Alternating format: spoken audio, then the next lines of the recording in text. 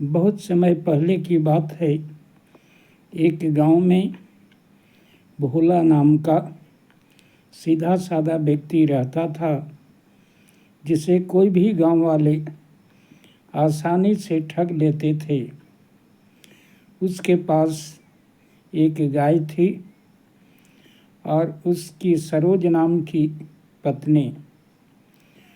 दोनों आनंद से रहते थे, लेकिन भोला को बार बार गांव वाले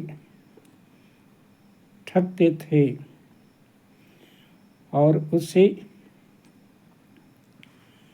भोला को सब कोई अच्छा नहीं समझता था, मंदबुद्धि समझता था। एक बार गांव में वहाँ का मुखिया घोषणा किया कि राजा के 3 प्रश्न हैं, जो उन प्रश्नों के उत्तर दे देंगे उनको 100 मोहरे राजा की तरफ से मिलेगी। भोला की पत्नी बड़े ही चतुर और होशियार थी। वो सोची कि यही मौका है अपने पति को होशियार साबित करना और धन कमाना। इसलिए पति को अच्छे कपड़े पहनाई और कही कि जाइए, आप राजा से कहिए कि मैं आपके प्रश्नों के उत्तर दूंगा। कहा कि तुम तो जानती हो कि मैं सामान्य बुद्धि से भी कम बुद्धि मेरे पास है। मैं राजा के कठिन सवालों का जवाब कैसे दे पाऊंगा। पत्नी समझाती है कि आप मोहलत ले लीजिएगा कि हम अगले दिन बताएंगे और यहाँ मैं आपको समझा दूंगी।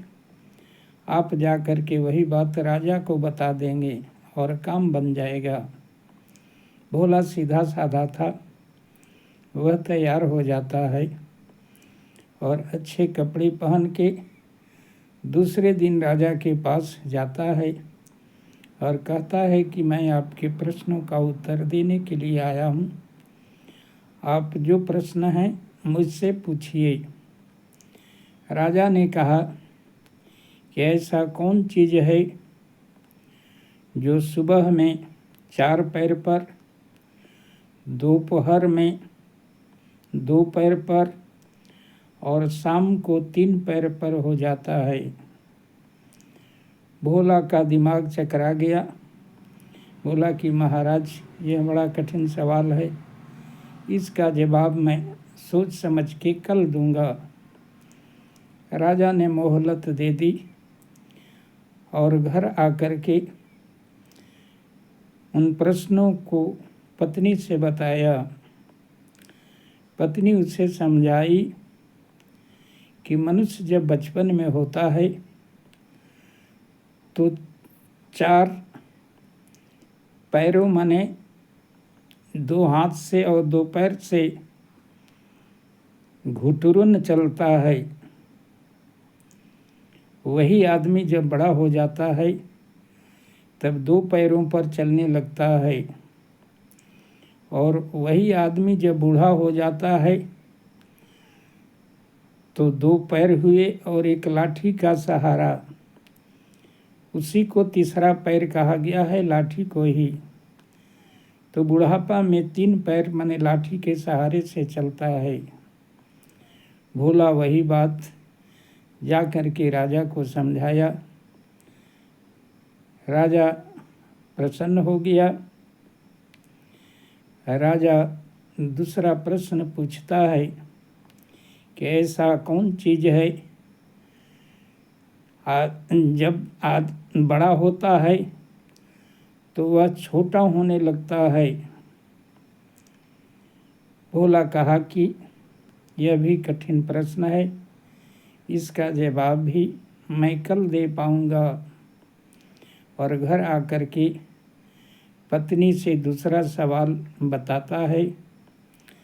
पत्नी कहती है कि यह उम्र है, जस जस उम्र बढ़ता है उसकी आयु घटने लगती है। भोला यही बात जा करके राजा को समझाता है। राजा तीसरा प्रश्न करता है कि वह कौन सा चीज़ है जो चलता तो है लेकिन आवाज़ नहीं करता। वह भी मोहलत लेकर के दूसरे दिन के लिए राजा को जवाब देने के लिए कहा। राजा उसे मोहलत दे दिया और पत्नी से आकर के कहा।